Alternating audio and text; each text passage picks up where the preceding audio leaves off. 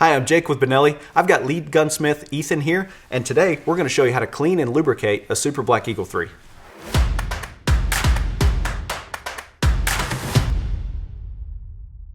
So what about for the guys who want to take it a step further? Sure, there are some instances where you want to take it down a little bit further. Say if the gun has been completely submerged underwater. That happens. Or if it's an older one that's never seen any maintenance, 20, Okay. 25 years old, then it might be a good idea to take it a step further, and we'll go now. We'll start by removing the magazine spring retainer from the mag tube. And I do this just with a flathead screwdriver. You can use snap ring pliers as well. And you want to be careful here. A lot of spring tension. That spring can come out on you, huh? Exactly. There's your retainer, magazine spring, and limiter plug. And there's also a magazine follower. Okay.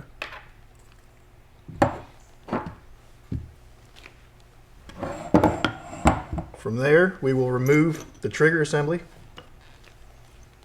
There's one pin just in the side of the receiver, and you can take a punch. And Comes right out. Tap it out.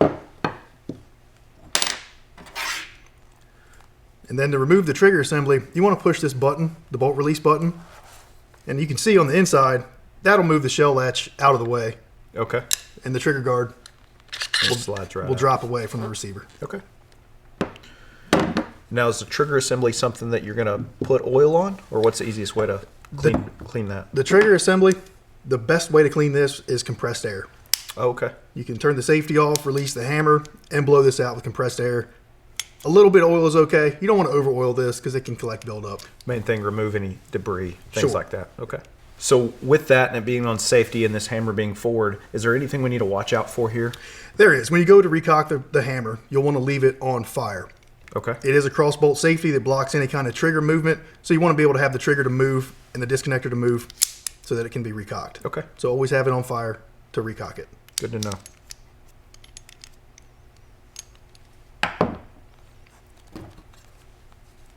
To remove the stock, take your thumbs, push the recoil pad, that'll pop right off.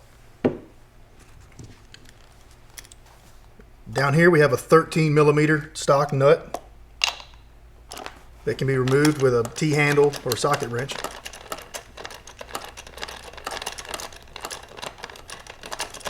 And this is the part a lot of people don't know about, and you can have some moisture and water build up back here, cause rust over time.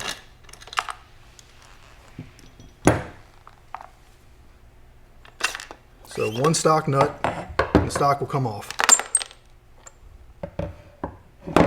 You'll notice a locking plate, a lock washer, and a stock nut. Okay. And up here are the drop shims. They'll slide off as well.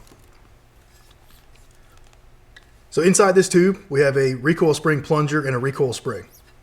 And it can be cleaned without fully disassembling.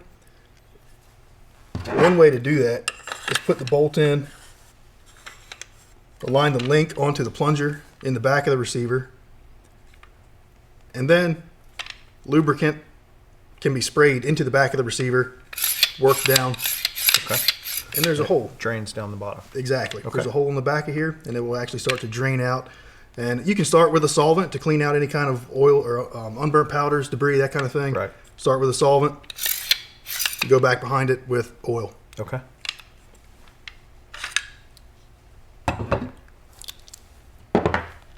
To break that down, there is a plug on the back with flats. So to remove the recoil tube plug, a 17 millimeter wrench can be used to unscrew the plug from the tube. If this has never been removed before, it may be a little tight. A padded vise can be used, but only put the receiver in the vise, never put the tube. This one is under spring tension as well. So once it's been broken free, we can loosen it by hand.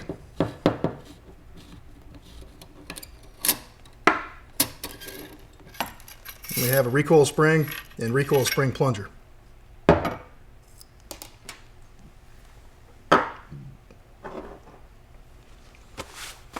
Now, is there anywhere that we would want to put oil on the plunger? There is. Okay. The plunger you'll want to oil fairly heavily. And this is always going to be, on an older gun, this will be a very dirty area of the gun. When you drop this out, you may have some rust on the spring coils.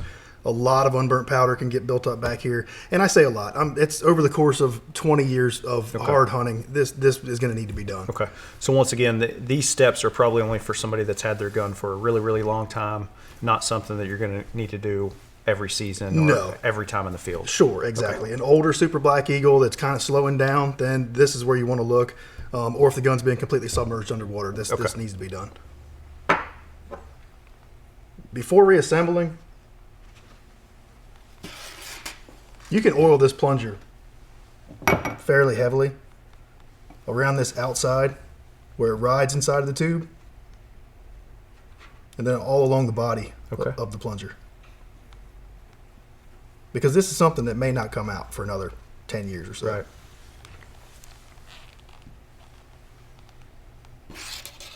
That oil is going to ride down the spring.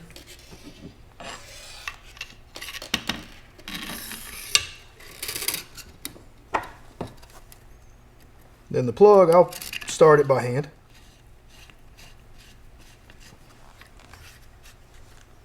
And finish tightening with a wrench. And how tight are you getting that? I'm going to go hand tight with my thumb resting on the tube and just crank it tight, just like that. This one has a nylon washer on there that'll hold it in place. Okay. Some of the older Super Black Eagles and M1s, they had Loctite on these and took a little bit of heat to remove them. In this case, we don't have to use Loctite because of the nylon washer. Okay.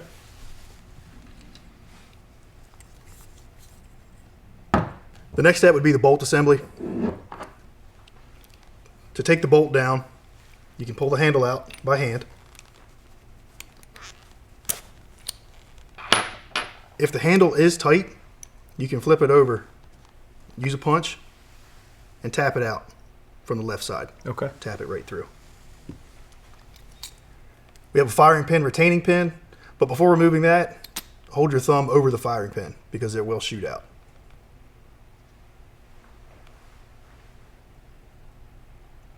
This can be removed by hand or a punch on the left side again. We'll push it out. And there's our firing pin and spring. Once the firing pin's out, the locking head pin will fall out. The firing pin goes through that hole. The locking head, you have to pull past the detent in the bolt body. And finally, the inertia spring. You'll need something to kind of hook that and pull it past that detent as well. All of these parts on a gun that's older or been underwater will be fairly dirty. Okay. The firing pin hole through the locking head, you always want to make sure that you can push the firing pin completely through that hole.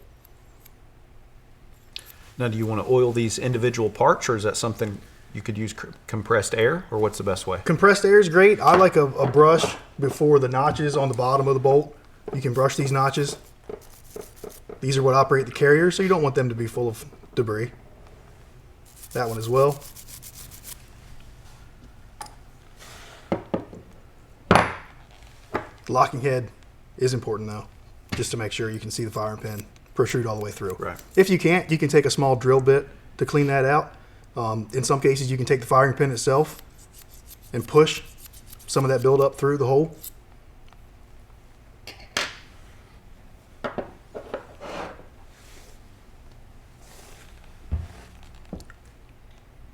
Before reassembly, we'll oil each one of these. The inertia spring.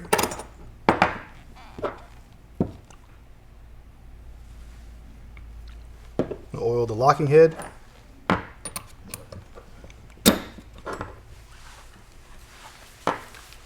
The locking head pin has a line on top.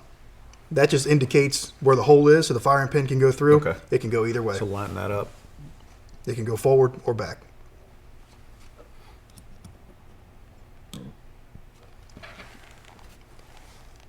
Firing pin and spring.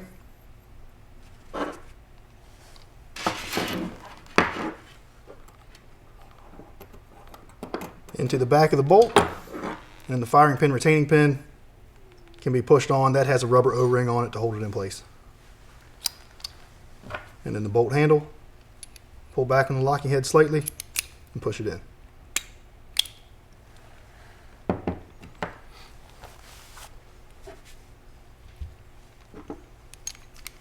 So for the trigger assembly, we won't use as much oil as other parts. We don't want stuff to build up in the oil and get underneath of the trigger and all. If for any reason you do notice the trigger is just completely locked, it will not move, it's very likely there's debris under the trigger or in between the trigger and the safety. Okay. To check for that, there's a trigger pin here.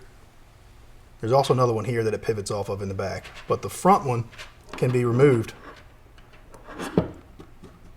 You don't want to go too far because it's captured the drop lever spring on the right side of the trigger guard.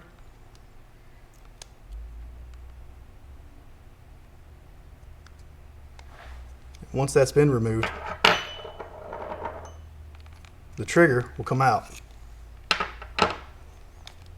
And underneath of it, if there's any debris, that tends to be where it can settle and lock everything up. From there, you can blow it out with compressed air, remove the debris. You don't want too much oil in here. A little bit is fine. Normally, I like to just have a little bit on my hands as I'm putting it back together. Okay.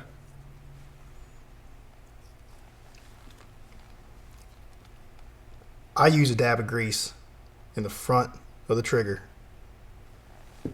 just to hold the trigger spring in place. Just like a little bit of glue. So to reinstall the trigger, the back of the trigger has this notch where it pivots, goes straight down at the back pin, bring the front of the trigger down, and when it aligns, you can push the front pin back through. Other areas on the outside of this you may want to oil would be, this is the carrier dog. That could take a little bit. Just a few drops there. Just a little bit, yep. And I probably put a little bit too much on there, so I'm going to take some of that. Just put it down around the carrier spring, the carrier.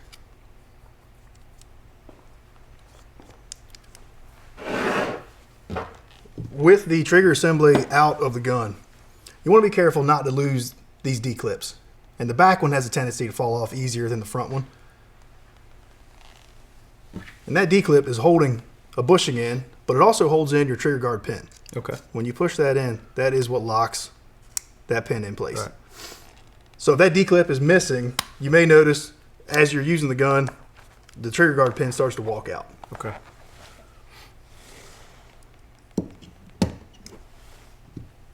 So if anybody runs into that, they probably need a new D-clip, which I'll show you. There's the D-clip for the trigger guard bushing, and here's the bushing.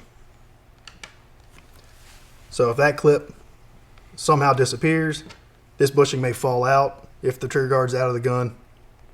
If that's the case, this bushing always goes left to right, opposite of the front pin. The D-clip can be simply installed by hand. There's a notch on the bushing, and the straight edge of the D-clip goes in the notch. The front will roll over, and you can snap it in place.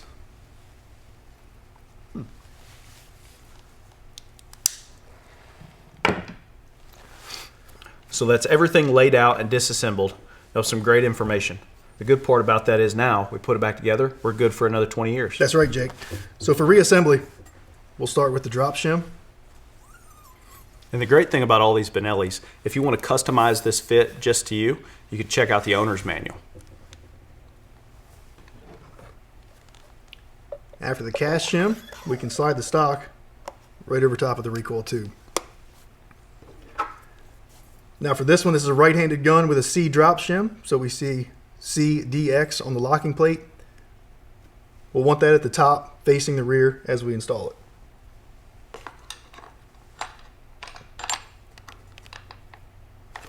And that'll drop in over the recoil tube plug, which has a screw on the back of it. We have a lock washer. We have a stock nut.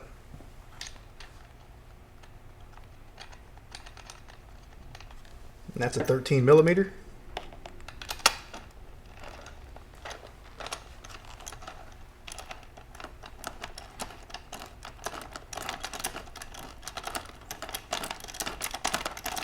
Just hand tight on that? Hand tight on this one. Right there. The recoil pad, you can push back on and just push it back on by hand.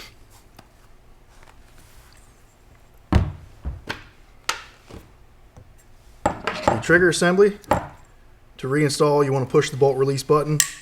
You can see on the inside of the receiver, that's moving the shell latch out of the way so the guard will fit.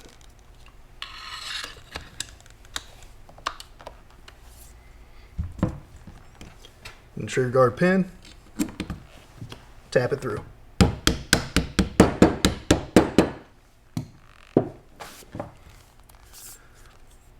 For the magazine spring, we have a limiter plug. For most states and species, you'll need that. The magazine follower will go in so that the spring can go inside of it. Magazine spring.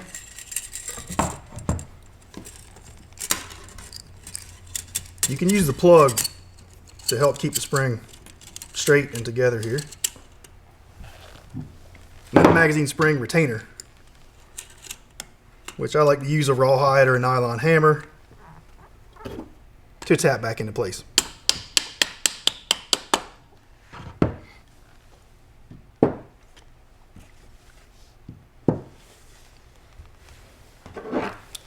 Bolt assembly, slide in the front of the receiver. Make sure that this rear link on the bolt falls over top of the hammer and into the recoil spring plunger in the stock. Does it matter here at this point if we're on safety or fire? At this point, no, because the hammer is cocked. Okay. Yep.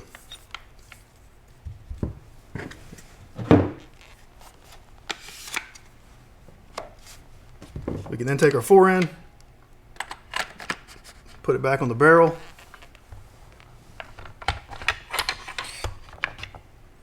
Make sure that tail stays down in the back of the bolt.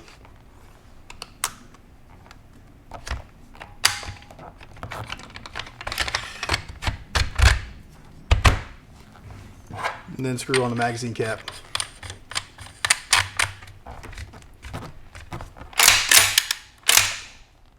It's ready to go. Ready to go. You make it look easy. It is. It's very easy. So Ethan, you just broke this down for us, showed us basic cleaning, the advanced cleaning and lubrication, put it all back together, ready to go back to the field for the next season.